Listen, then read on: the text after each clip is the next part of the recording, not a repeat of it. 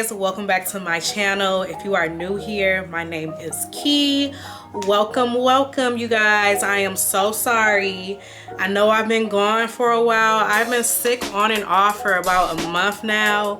I have no idea how I keep getting a cold. You can kind of hear it in my voice still. My throat has been really scratchy, and it may be because the seasons are changing. I don't know, girl. All I know is I'm trying to get it together because your girl needs to put out some more content for you guys. I get so many questions in my comments, so I wanted to address some of those today.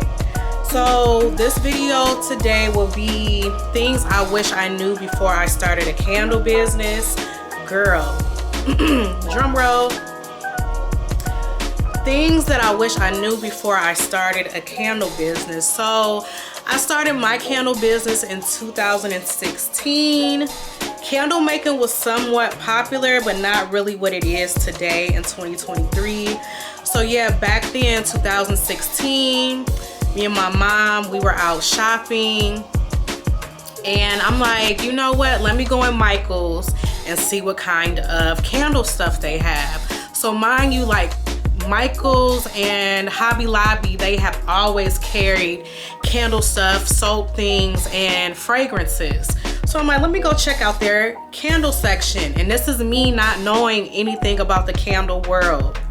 So we went to Michael's. I remember getting one of those, you know, like the gray potties that we use to pour our wax. I got one of those. Excuse me. I got one of those. I got thermometers, which I still use their thermometers to this day. I got wicks, and I got fragrances, and I got jars, okay? Now, if you are into making candles, you're in the candle world, or you are interested in making candles, let me tell you, let me be the first to tell you, if I am the first, okay? All wax is not created the same. All wicks are not created the same. So girl, you know, I got all my supplies from Michael's. Go home, whip up some wax on the stove real quick, just pour it in fragrances, not knowing, you know, you got to pour these things at certain temperatures, not knowing that there are a million different wicks out there on the market, different numbers, different patterns, different coatings on the wicks. Like, I had no idea. So I'm using all of this stuff from Michael's, and needless to say, my candle did burn, but it didn't burn like it should have been burning. It was tunneling down the middle, and I couldn't really smell any fragrance. Now me pouring I think they sell 1 ounce fragrance oils at Michael's and Hobby Lobby. And now that I think about it, I don't even think, like, I think I had way more wax than I did fragrance. So that balanced it out to not catch on fire. If you do pour too much fragrance oil, like a whole lot of fragrance oil into a candle, it will catch on fire. I have experienced this before. So that's why it's very important to test out your candles before you sell them, but we'll get to that next, or not next. We'll get to that sometime in this video, but let's move on to the next thing. So there are a number of different waxes out there on the market. You want to do what works for you. Let me tell you, you have to do what works for you. They do have like paraffin soy blends out there. They have soy and coconut, or they have coconut waxes, beeswax, soy wax. You want to do what works for you. Me, I use Soy Wax 444. I've been using this wax since day one. In some of the candle communities, I do see some people complaining about the Soy Wax 444, how they can't get it to smell, or it burns funny. My experience, I've been using this wax for 5 going on 6 years now, and it's been the best wax for me. Now, I've also seen other candle makers in the candle community that use coconut or a soy blend, or they mix soy and beeswax. It all is It is what works for you. Everybody wants to do soy wax, okay? That's like the big thing. Everybody wants to do soy. But if you cannot get your soy to burn, if you can't get it to smell, then what is the point? What's the point? You have to find what works for you and keep testing, keep doing formulas. I can't say that enough until you get the candle that you want. Like, candle making is not easy. It's all trial and error. There are a million recipes online, and you could try those recipes. They may work for you, but at the end of the day, their recipe is what they like. It's to their liking. And if you like their recipe, then that can be to your liking too. But I'm just saying to say, what I've done in my candle business forever, since I've started, is figure out what works for me. What do I like? What do I want to put out there? Like, if you want strong candles, try your hardest to get that candle. It's possible. Like, it took me 2 years to finally master my recipe. So yeah, just keep trying, and that's very important to know. You need to test out different waxes that you want to use, okay? Next, we're gonna talk about wicks. So, girl, wicks are the #1 important thing about your candle. I'm gonna say this again. Your wick is the #1 thing, the most important thing of your candle. Okay, let me tell you. So when I first started making candles, I didn't know about the different wicks out there on the market. So I was trying all type of different wicks. They would tunnel, they would suit, and let me tell you, like I said in the beginning, there are so many different numbers to these different wicks out there. So that is so important. That's like your #1 thing that you should focus on when you first begin. You want to make sure that you have the right wick for the wax that you're using, because if you have the wrong wick, that can destroy a whole candle. Like, your candle formula could be A1, it could be perfect, but if you have a wick that's not compatible with what kind of wax you're using or what kind of containers you're using, it's a lost cause, and you're going to be so annoyed. So please, ladies, test those wicks. It takes money to make money, so yes, you're going to waste money trying to figure out your candle business. I've lost so much money. Like, I wish you guys can see my inventory, which, I mean, that's not really a wish. I can show you guys that soon, but I still have like jars from 6 years ago, different wicks that I was trying, different waxes that I was trying. Like, I have so much in inventory of money that I've lost because I couldn't use these things. And maybe like later on down the line, I can utilize those things and maybe make up different formulas. I don't know, but that's gonna happen. It takes money to make money, so sorry, sis. You can do it though. Have faith in you. Like I always say, you can do it. That money is gonna come back, but you have to do the testing. Okay, so another thing that I didn't know before I started a candle business is all fragrance oils are not created the same. And what I mean by this is, you may have a fragrance of 2 different scents. That flash point may be 200, right? And there is I think it's called, let me get my phone. My God. So I'm gonna look this up real quick. Vanilla.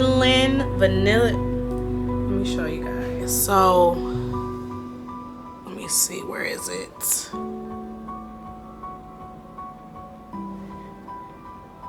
Okay, this right here. This is so important.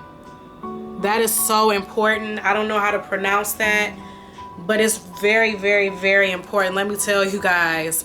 I I learned about that from pouring different fragrances with that in it at the same temp.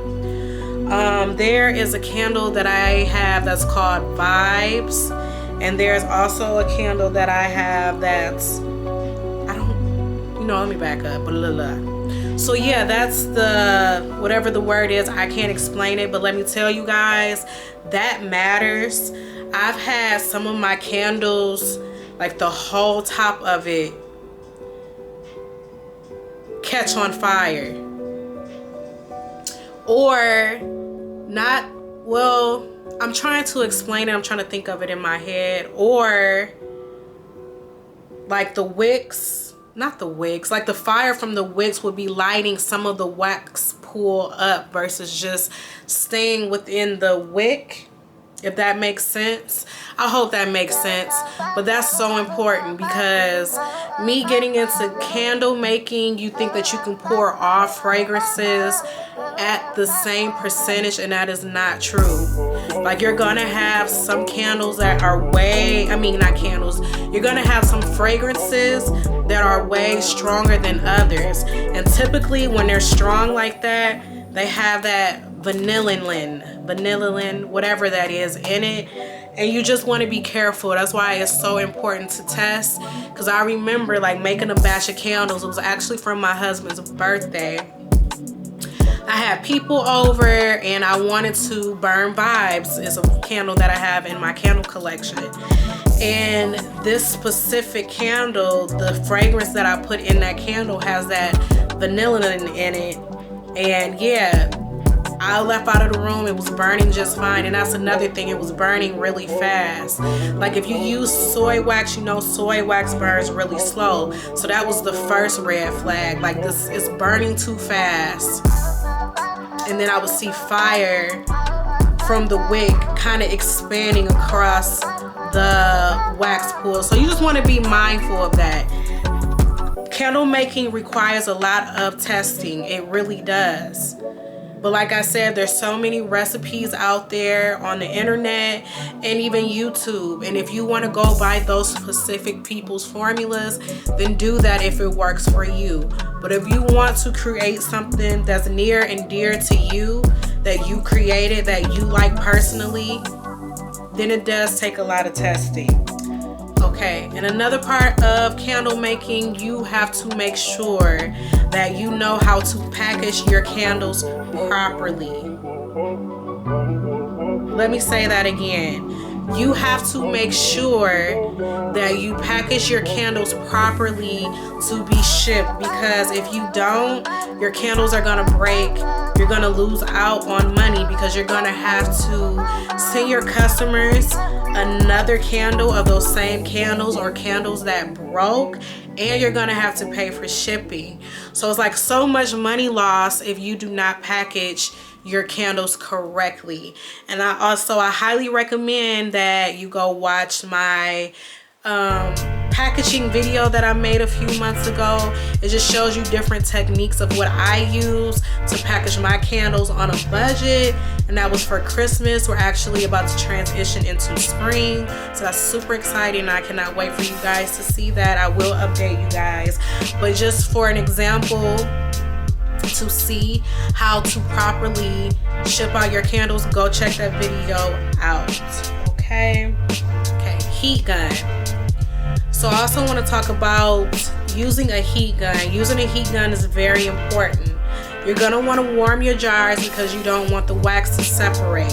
If you keep your jars in a cool place, when you pour that wax into that jar that's been in a cool place, which makes the jar kind of cold, it's gonna make your wax separate. So you want to make sure that you are warming your jars with the heat gun. And what that is called, when the wax separates from the jar, it is called wet spots. So you want to make sure that you are heating those jars up, so when you pour your wax in, you won't get any wet spots. And another trickery, that's my mom, that's funny. No, another thing You want to make sure that you are storing your candles at a room temperature. You don't want it to be really, really cold after you get done making your candles. So say that you use that heat gun and you warm your jars up, your candles are ready to go, and the room is cold. You do not want the room to be cold. You want it to at least be 72 to 73 degrees in your home, so that way your candles cure beautifully. Like, I've noticed that with me, like, it gets really cold in my house and I have to have a heater going, especially this time of year. It gets really cold where I live. So I have to make sure that the candles stay in a very warm room in the home, in the house, because if not, you'll get those wet spots, and that's not the prettiest. Sometimes you can't help it. And honestly, I'm going to be honest with you, you can help it if you are using your heat gun and you're keeping your candles at room temperature. You will be able to help it. But sometimes, sometimes things happen, sometimes mistakes happen, and that's going to happen when you make candles. So if you use labels that aren't like clear, you can put a label over that wet spot if you're able to do that. And I also found this out with candle making. With candle making, with the soy that I use, which is soy 444, what I've noticed is I get the best looking candles when I pour my wax below 100 degrees. And let me tell you, when I pour it, it's creamy. And if you make dessert candles, you know, when your candle is kind of getting to that creamy consistency, you don't want to wait all the way until it gets to like that thick, creamy, like frosting consistency. You want to pour it below 100 degrees. Stir it to where it's kind of already curing, but not all the way, and still very durable to pour. So you don't want it completely solidified, but you want it to still be like creamy texture. If you guys make candles, I'm sure you know what I'm talking about. If you don't make candles and you are looking into making candles, that's why you're here. I guess I can do something to where you guys can see what I'm talking about, which I will do like a candle making vlog soon, like a day in the life with me, so you guys can see what I'm talking about. But for the people that do know what I'm talking about, I pour it below 100 and it gets to like a liquidy white, and then I pour it in the jar and it's perfect. It's the most beautiful candles. Like, seriously, I have no sinkholes. It's perfect. The tops don't look like the crystals from the soy is showing through. It's really nice. So I've learned that. And really, I learned that out of being kind of late pouring my candles. Like, oh my God. But it worked for me. It worked. And I'm sure it'll work for you too. So that will be the end of this video. If you guys have any more questions or concerns about candle making, please leave them in the comments below. I would be more than happy to do another video going over those things. And if this video is your type of thing too, and you want to see me do more content like this, please let me know in the comments as well. And yeah, thank you guys so much for being here. I am finally at 200 subscribers, and I'm just like, I finally made it over 1,000 hours. Like, if you know the whole YouTube world, you know that's like a really big deal. So I just truly and honestly, genuinely want to thank all 200 of you for being here with me. Thank you for subscribing.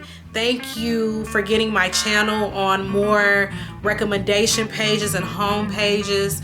This is truly something that I've been wanting to do for a long time. So I'm just extremely grateful. Thank you so much for being here with me. And don't forget to like, comment, and subscribe, and also hit the bell notification so you know every time I upload another video, so you can stay in tune with what's going on in the candle making world. And I also do like vlogs of my life here and there, but I really want to just stay in like this loop of let's discuss our businesses and let's just continue to grow together. So yeah, thank you guys so much, and I will catch you in the next video.